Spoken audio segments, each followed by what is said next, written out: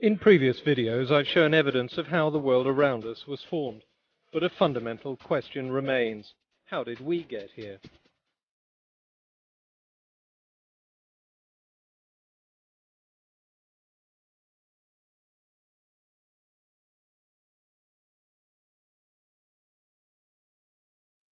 The void has always been filled by fanciful stories.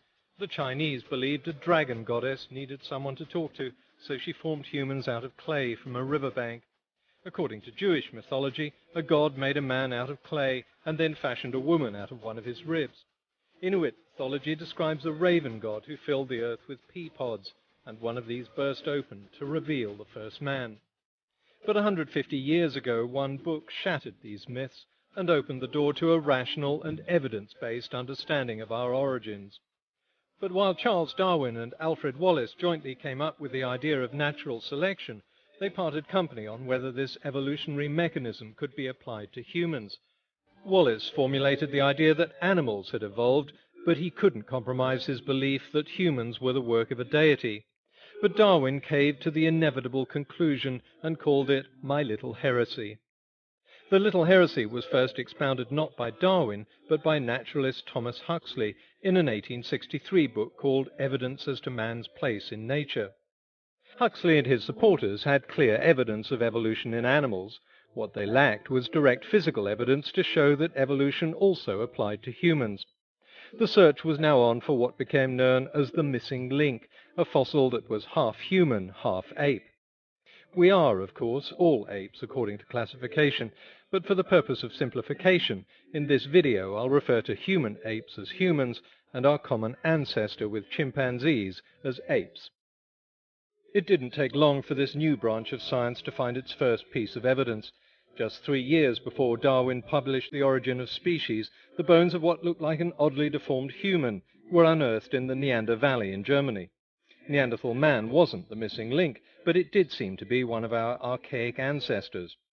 In 1891, fossil bones from the first real archaic hominid, later called Homo erectus, were found on Java Island.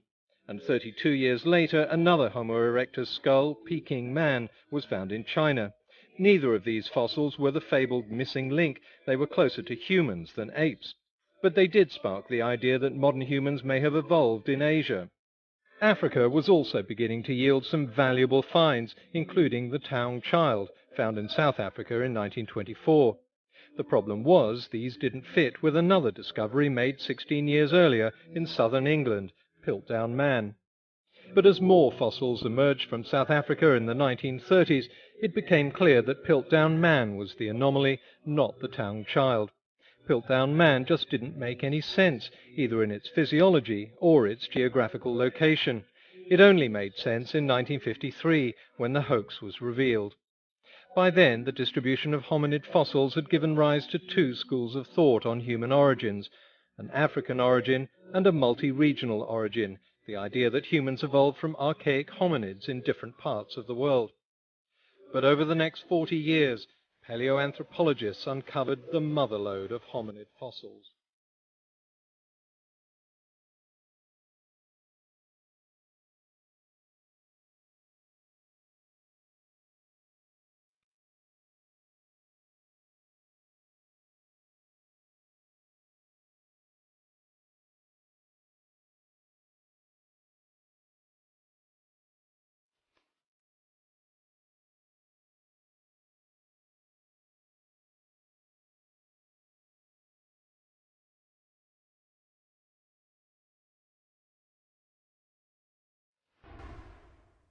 The idea of a missing link has long been relegated to the status of a quaint 19th century preoccupation.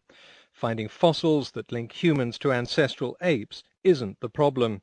The problem is that East Africa has produced so many of them that paleoanthropologists are having a hard time sorting out which are our direct ancestors and which are the evolutionary dead ends. We find what we find in most animal species, a wealth of relatives. Some branched off and reached a dead end very quickly. Others evolved for hundreds of thousands of years before becoming extinct. So our family tree turns out to be very rich indeed. It's a bit like trying to find the next of kin of an orphaned baby and coming up not only with direct ancestors, but also their brothers, sisters, uncles and cousins. But together these hominid fossils tell a single story. As we work our way forward in time, just as expected, they become less ape-like and more human-like. Believers in an instant creation have a couple of explanations for this wealth of fossil evidence. Fake, fake, fake, fake. Yeah, okay. I've heard that from a few conspiracy theorists, but even creationist organizations aren't suggesting anything so absurd. Well, no one disputes that. But what species of ape? There's clear evidence that some of these apes could light fires and make tools and hunt with weapons. They walked on two legs. But they weren't human either. They had obvious ape characteristics, like arms longer than legs. What were they all doing in the Garden of Eden? And why do we see a clear progression through time of more ape-like creatures disappearing and more intelligent and more human-like species appearing in the sedimentary layers above? We never see a species disappearing to be replaced by something less intelligent and less human-like. That might be true in some cases, but not in all, and skull shape is only one characteristic that separates humans from apes. A more slender body form, larger brain size, walking on two legs, having opposable thumbs, these are all crucial human features that we see evolving gradually through time. Evolution from ape characteristics to human characteristics can also be found in the smallest details, from the shape of the pelvis to the thickness of tooth enamel. When the field of DNA opened up, paleoanthropology got its first big break. This completely new field of science would either confirm one of the mythical accounts of our instant creation, or it would confirm the evidence of slow evolution. And guess which one turned out to be right. Or is it? When geneticists investigated, they discovered that humans have only 46 chromosomes, and all the other great apes have 48. So we couldn't have evolved directly from a common ape ancestor. Unless two pairs of chromosomes had fused. Well, there's only one way to find out. I'll let Dr. Ken Miller pick up the story. So we can scan our genome, and you know what? If we don't find that chromosome, evolution's in trouble. Well, guess what? It's chromosome number 2. Mitochondrial DNA tells us even more. It shows that our nearest relative in the animal kingdom is, exactly as the fossil evidence predicted, a great ape, the chimpanzee. And when did we last share a common ancestor? Around 5 million years ago, just before the date of the first ancestral hominid fossils.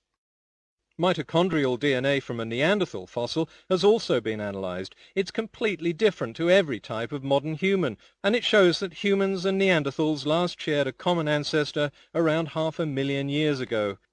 Mitochondrial DNA can only be passed from mother to child, and it mutates at a fairly regular rate. Let's say this woman's mitochondrial DNA develops a mutation, and let's mark it red. Her kids will share the same mutation, but only the girls will pass it on. Several generations later, another part of the mitochondrial DNA mutates. Let's give this one a blue code. Then another one mutates, a green code. Then more mutations. Thousands of generations later, we can see a clear pattern. Closely related people share a lot of similar mutation markers. The less closely related they are, the fewer common mutations they share. But everyone shares the red mutation, which means they can all be traced back to a common female ancestor. And since geneticists know roughly the rate at which these mutations occur, they can work out roughly when and where she lived. The result coincided perfectly with the fossil evidence, around 150,000 years ago, in Africa.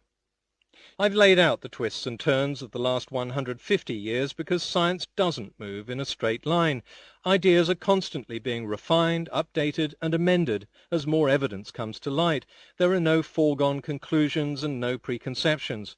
Instead, we feel our way in a darkened room, collecting evidence and getting closer and closer to an understanding of the layout. When DNA analysis came along, it was as if a light had been switched on. Nothing in the DNA evidence contradicts what we find in the fossil evidence.